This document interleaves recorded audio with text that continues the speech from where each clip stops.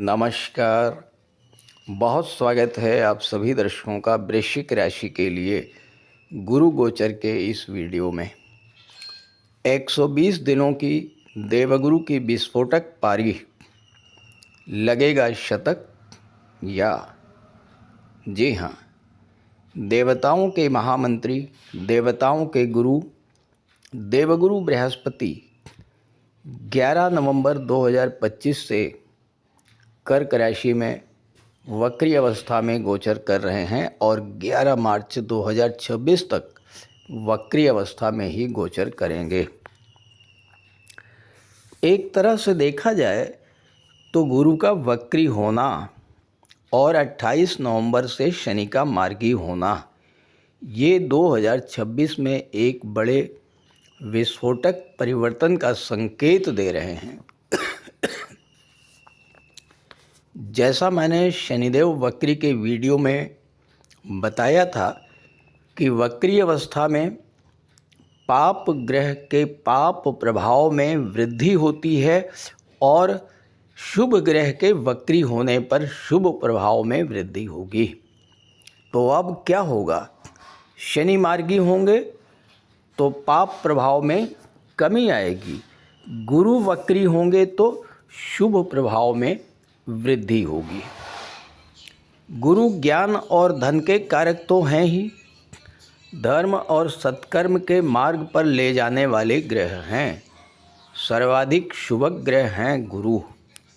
गुरु की कृपा के बिना संतान और विवाह के बारे में सोचा ही नहीं जा सकता, क्योंकि जन्म कुंडली में गुरु अच्छे हैं तो योग्य संतान की प्राप्ति होगी।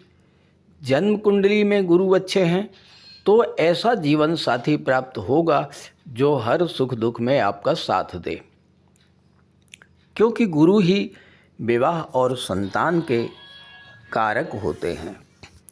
गुरु साक्षात भगवान विष्णु के स्वरूप हैं और अगर आपकी जन्म कुंडली में गुरु अच्छे हैं तो समझ लीजिए भगवान की विशेष कृपा है आप पर। गुरु हर आपत्ति विपत्ति से आपकी रक्षा करेंगे। बस शर्त यह है कि आप भी धर्म और सत्कर्म के मार्ग पर चलें। गुरु की कृपा आप पर होगी तो भाग्य का साथ आपको मिलता रहेगा और आपके सभी कार्य सुगमता से बनते चले जाएंगे। यही गुरु 11 नवंबर से वक्री अवस्था में गोचर कर रहे हैं। वक्री अवस्था में किसी भी ग्रह को चेष्टा बल की प्राप्ति होती है और वो एक भाव पीछे का भी फल प्रदान करता है। तो वृश्चिक राशि के जातकों को किस तरह का लाभ प्राप्त होगा गुरु के वक्री होने का, आइए इसी का विश्लेषण करते हैं। ये विश्लेषण आपकी चंद्र राशि के आधार पर किया जा रहा है। तो ये है वृश्चिक राशि के जातकों की कुंडली। वृश्चिक राशि के स्वामी हैं मंगल और गुरु मंगल के परम मित्र हैं। वृश्चिक राशि के लिए गुरु प्रबल योग कारक ग्रह बनते हैं और आपकी गोचर कुंडली में नवम भाव भाग्य के भाव में वक्री अवस्था में गोचर कर रहे हैं। गुरु धन भाव और पंचम भाव के स्वामी होकर के भाग्य के भाव में गोचर कर रहे हैं और यहाँ पर गोचर करते हुए गुरु की दृष्टि लग्न के भाव पर पड़ेगी, गुरु की दृष्टि सप्तम भाव पर पड़ेगी और गुरु की दृष्टि पंचम भाव पर पड़ेगी। 11 नवंबर से वक्री अवस्था में गोचर कर रहे हैं और वक्री अवस्था में ही 3 दिसंबर को राशि परिवर्तन करेंगे, मिथुन में चले जाएंगे कुंडली के अष्टम भाव में। यहाँ पर मैंने जे लिखा है, जे का मतलब जुपिटर। और 11 मार्च तक अष्टम भाव में वक्री रहेंगे, उसके बाद मार्गी हो जाएंगे और पुनः 2 जून को नवम भाव में आएंगे। अब जैसा मैंने बताया आपको कि वक्री अवस्था में किसी भी ग्रह को चेष्टा बल की प्राप्ति होती है। अब चेष्टा बल का क्या अर्थ है?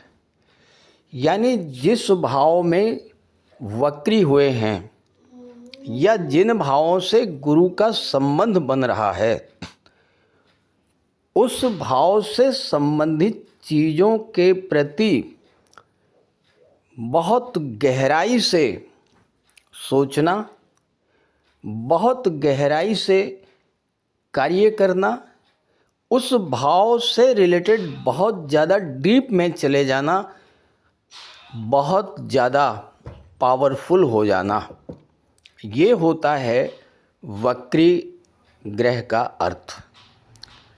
अब अगर अच्छे भाव में बैठे हैं तो बहुत अच्छा फल प्रदान करेंगे, और अगर ख़राब घर में हैं तो ख़राब फल प्रदान करेंगे। अब आपकी कुंडली में कहाँ पर हैं गुरु? गुरु बैठे हैं नवम भाव में, यानी भाग्य के भाव में। नवम भाव धर्म अध्यात्म का होता है। नवम भाव उच्च शिक्षा का और पिता का होता है। अब यहाँ पर गुरु वक्री हुए हैं तो गुरु का जो फोकस है, जो रिजल्ट है, नवम भाव से संबंधित चीज़ें बहुत तेज़ी के साथ प्राप्त होंगी, बहुत पावरफुल तरीके से नवम भाव की चीज़ें आपको प्राप्त होंगी। तो नवम भाव क्या है? भाग्य का भाव होता है। भाग्य का साथ आपको अगर नहीं मिल रहा था अभी तक, याद कीजिए आपके जीवन में ढैया गतिमान थी 29 मार्च तक। 29 मार्च से 18 मई तक शनि राहु का पिशाच योग बना।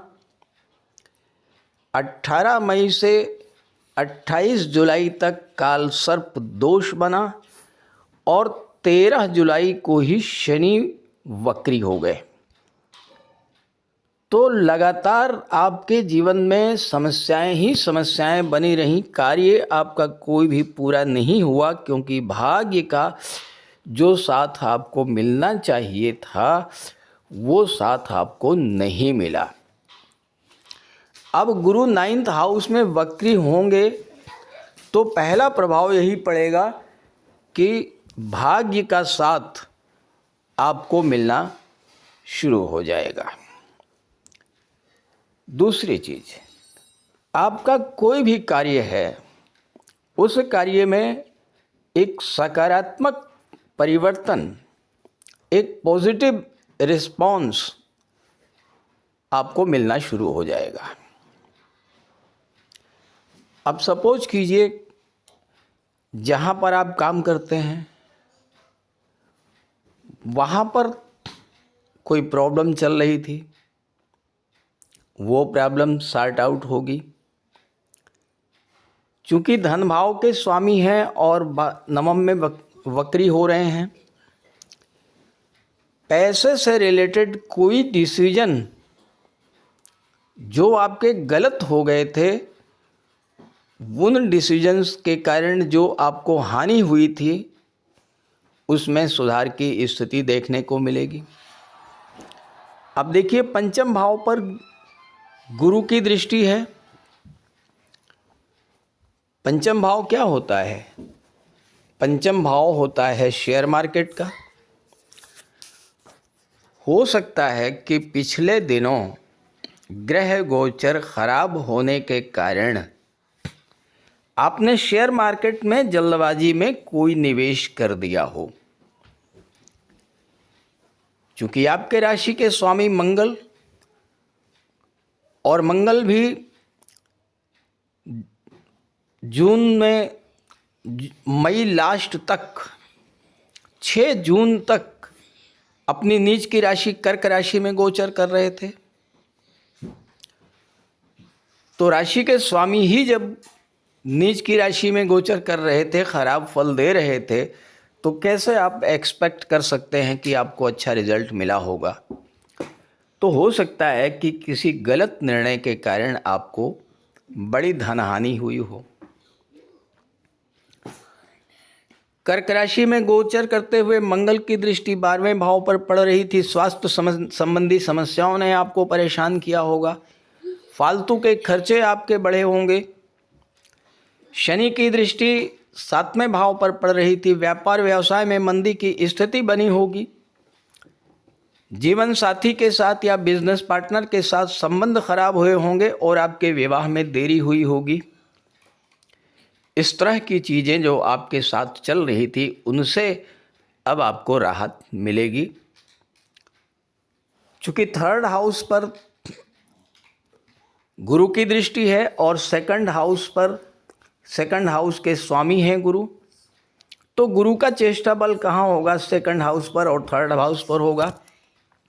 2nd हाउस क्या होता है? आपके परिवार का होता है, आपके पैसे का होता है। 3rd हाउस क्या होता है? आपके एफर्ट्स का होता है, आपकी मेहनत का होता है, आपकी कम्युनिकेशन का होता है। तो जब गुरु का फोकस दूसरे भाव और तीसरे भाव पर होगा तो आपका फोकस अपने परिवार पर बढ़ेगा। आपका फोकस पैसा बचाने पर होगा। किस तरह से ज़्यादा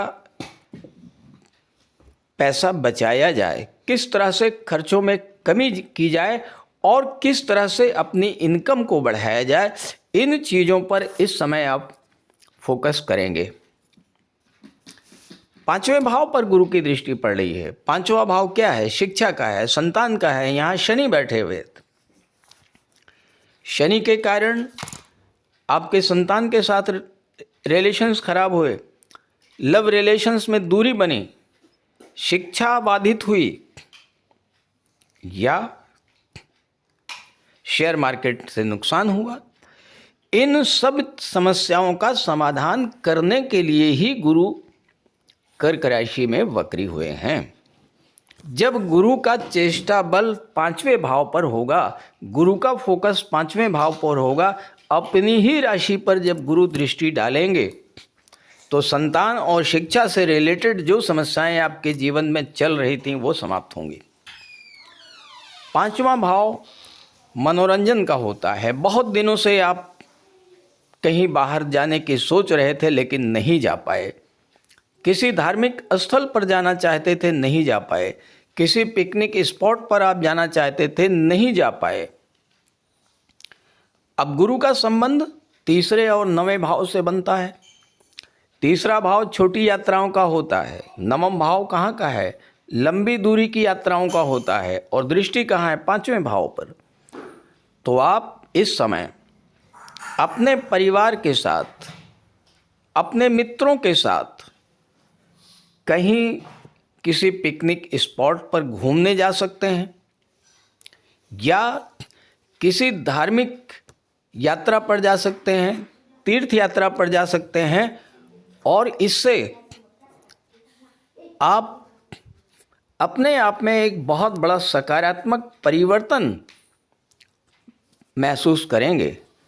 जब आप धार्मिक यात्रा पर जाएंगे, तीर्थ यात्रा पर जाएंगे तो आपके मन में जो अशांति का वातावरण बना हुआ था, जो मन में चिंताएं, तनाव, डिप्रेशन की स्थितियां बनी हुई थीं, काम में मन नहीं लग रहा था, आप परिश्रम बहुत कर रहे थे लेकिन उसका रिजल्ट नहीं आ रहा था, तो ये सारी चीज़ें समाप्त होंगी। क्योंकि 9वां भाव धर्म अध्यात्म का होता है और जितना अधिक धर्म अध्यात्म से आप जुड़ेंगे उतना ही अधिक गुरु का सकारात्मक फल आपको प्राप्त होगा। अब यहाँ पर एक चीज़ मैं आपको बता दूं, रेमेडीज़ तो बहुत हैं, गुरु के उपाय तो बहुत हैं और आप डिफरेंट चैनल्स को देखते हुए आपने यूट्यूब पर बहुत सारे उपाय भी पढ़े होंगे, सुने होंगे, करते भी होंगे। लेकिन मैं आपको एक बहुत सिंपल सा उपाय बता दे रहा हूँ, आप करके देखिए, बहुत पॉजिटिव रिजल्ट मिलेगा। और बहुत सिंपल उपाय है। माता पिता, गुरु और वृद्ध जनों की सेवा कीजिए। भूल करके भी अपने माता पिता, अपने गुरु या किसी वृद्ध व्यक्ति को, किसी सीनियर सिटीजन को किसी तरह का कष्ट मत दीजिए। उनका आशीर्वाद प्राप्त करते रहिए। यही गुरु की बहुत बड़ी रेमेडी है, बहुत बड़ी पूजा है, बहुत बड़ी उपासना है। आप कुछ मत कर लिए, सिर्फ इतना ही कर लीजिए। आप देखिएगा गुरु आपसे प्रसन्न होंगे, और जब गुरु प्रसन्न होंगे तो धन भी आएगा, संतान की भी प्राप्ति होगी, शिक्षा की भी प्राप्ति होगी।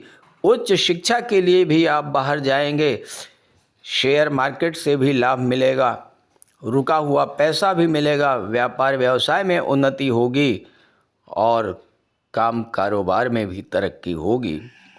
लेकिन करिए इस उपाय को, और पूरे मन से करिए, दिखावे के लिए नहीं। पूरे मन से अपने माता पिता की सेवा कीजिए, गुरुजनों की सेवा कीजिए, वृद्धजनों की सेवा कीजिए।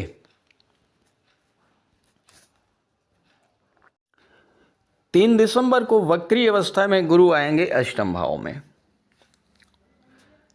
और यहाँ पर 11 मार्च तक वक्री अवस्था में गोचर करेंगे। अष्टम भाव खराब भाव माना जाता है, लेकिन मैंने आपको अपने पिछले वीडियोस में कई बार बताया है कि अष्टम भाव में जब गुरु गोचर करते हैं, 8वें भाव से जब गुरु का संबंध बनता है, तो ईश्वर की विशेष कृपा भी आप पर होती है। तो गुरु का 8वें भाव में आना, वक्री अवस्था में, ईश्वर की विशेष कृपा दर्शाता है आप पर। और जब ईश्वर की विशेष कृपा होती है तो बनते हुए काम तेजी से बनने लगते हैं, बिगड़े हुए काम बनना शुरू हो जाते हैं। अब यहाँ पर जब गुरु गोचर करेंगे तो गुरु की दृष्टि 12वें भाव पर, गुरु की दृष्टि धन के भाव पर, गुरु की दृष्टि 4थे भाव पर पड़ेगी। तो गुरु का चेष्टा बल 12वें भाव पर होगा, 4थे भाव पर भी गुरु का चेष्टा बल है, 8वें भाव में गुरु बैठे हुए हैं। जो लोग प्रॉपर्टी से रिलेटेड कोई कार्य कर रहे हैं, बिल्डर हैं, आर्किटेक्ट हैं, बिल्डिंग मटेरियल सप्लायर हैं, या 8वें भाव से जुड़ी हुई चीज़ों से जुड़ करके कार्य कर रहे हैं, रिसर्च फील्ड में हैं, ज्योतिष तंत्र मंत्र से संबंध रखते हैं, ऑटोमोबाइल सेक्टर में हैं, ट्रांसपोर्ट टूरिज्म से संबंध रखते हैं, metals, minerals, medicines, rubber, scrap, इन क्षेत्रों से जुड़े हैं, इंश्योरेंस के क्षेत्र से, मार्केटिंग के क्षेत्र से, डाटा प्रोसेसिंग, डाटा एनालिसिस के क्षेत्र से जुड़े हुए हैं, ऐसे जातकों के लिए गुरु का गोचर एक वरदान बन करके आएगा। विदेश जाने के सपने पूरे होंगे। अष्टम का 12वें से संबंध जब बनता है तो विदेश में अस्थायी रूप से सेटल होने का योग बनता है। 4थे भाव और 12वें भाव का संबंध गुरु से बन रहा है, तो अगर आप विदेश में अस्थायी रूप से सेटल होना चाहते हैं, वहाँ पर कोई प्रॉपर्टी बनाना चाहते हैं, कोई वाहन खरीदना चाहते हैं, तो इस तरह के कार्यों के लिए गुरु का गोचर बेहद अनुकूल रहने वाला है। अष्टम भाव गुप्त धन का होता है। डूबा हुआ पैसा इस समय आपको मिल सकता है। अचानक धन लाभ का योग बनेगा। धन भाव पर गुरु की दृष्टि पड़ेगी। पैतृक संपत्ति संबंधी कोई मैटर अगर आपके जीवन में चल रहा है, उस मैटर से आपको राहत मिलेगी। कोर्ट कचहरी का कोई मैटर है, उससे आपको राहत मिलेगी। और सबसे बड़ी बात यह है कि परिवार का सहयोग मिलेगा, और परिवार के सहयोग मिलने से आपके व्यापार व्यवसाय में भी वृद्धि होगी। चूँकि एक भाव पीछे का फल देंगे तो 7वें भाव का भी फल प्रदान करेंगे। तो वृश्चिक राशि के वो जातक जो विवाह के इच्छुक हैं और उनके विवाह में लगातार देरी हो रही है, गुरु जब वक्री अवस्था में 3 दिसंबर को गोचर करेंगे अष्टम भाव में, तो उनके विवाह का प्रबल योग बनेगा। क्योंकि आपके लिए शनि बैठे हुए हैं पंचम में, शनि की दृष्टि है 7वें भाव पर। विवाह में देरी हो रही है, गुरु जैसे ही यहाँ पर आएंगे उस देरी को समाप्त करेंगे। तो इस तरह के लाभ वृश्चिक राशि के जातकों को मिलने जा रहे हैं। अब प्रश्न ये है कि क्या सभी वृश्चिक राशि के जातकों को एक जैसा ही फल मिलेगा? ऐसा बिल्कुल भी संभव नहीं है, क्योंकि वृश्चिक राशि के एक दो नहीं करोड़ों जातक हैं और मुझे ये नहीं पता है कि आपकी कुंडली में ग्रहों की स्थिति क्या है। तो अगर आप अपनी कुंडली के एनालिसिस कराना चाहते हैं, अपने जीवन में चल रही समस्याओं का ज्योतिषीय समाधान चाहते हैं, तो इसी वीडियो के डिस्क्रिप्शन बॉक्स में मैंने अपना व्हाट्सएप नंबर दे दिया है। आप वहां पर अपनी समस्या भेज सकते हैं और मैं उसका समाधान करने का पूरा प्रयास करूंगा। तो ये वीडियो, ये जानकारी अपने साथियों और मित्रों को ज़रूर शेयर कीजिएगा। नमस्कार।